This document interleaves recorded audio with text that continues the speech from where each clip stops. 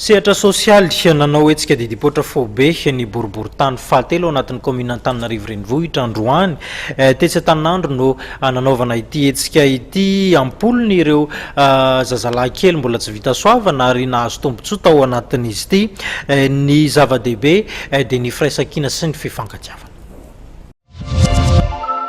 No ny fangatan'ny vahoaka teny anivon'ny boriboritany fahatelo dia nikarakara didipotra faobe memempona izy ireo tamin'ity androany ity.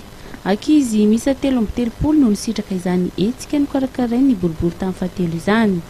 Totosany etsika no ny fiara-miasa ny boriboritany fahatelo tamin'ny sampandrarampisahana ny fahasalamana sy ny fahadiovana na ny DSH tamin'ny famorana ireo zazalahy kely ireo sy ny antoko tiako Madagasikara tamin'ny alalan'ny fanolorana malabazy avy isan'ny ankizy.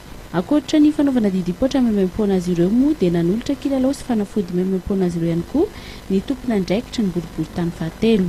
Ity etsika karakaraitsika ity zany dia amin'ny avao amin'ny DSS dokotera reo zany ny CSPD eto amintsika dia lalana amin'ny antokotiko Madagasikara. Ny antokotiko Madagasikara no manolotra ireo malabazy zay hozaraina aminareo mahazo malabary anakoroavy mba ahafahana misolo.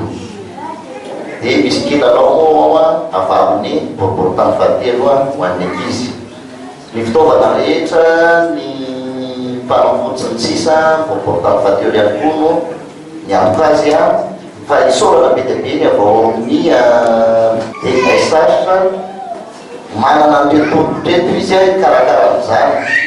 Afapo tamin'ny etsika no karakarain'ny boriboritany fahatelo ny vahoaka ary ny saotra ny mikarakara tamin'ny etsika. Saotra nareo karakaran'ity didipotra foibe ity amin'ny androany. Mbola ao anatin'ny ririnina tanteraka isika eto Madagasikara amin'izao fotoana izao na dia efa somary mafana ara ny andro.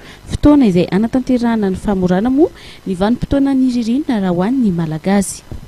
Zay ny vaovaontsika topilasy toboko vavy mankasitraka anao zay tsy sasaraka taminay tao anatin'ity fotoanan'ny fampalalama vao tamin'ny teny malagasy ity amin'ny toetrano ny fandarana eto amin'ny fahitalavitra ma-TV ho amin'ny rapitso ny sampana fampalalama vao manome fotoana ho anao dia apetraka ny velomandrapitafo amin'izay indray ary mankasitraka tompoko.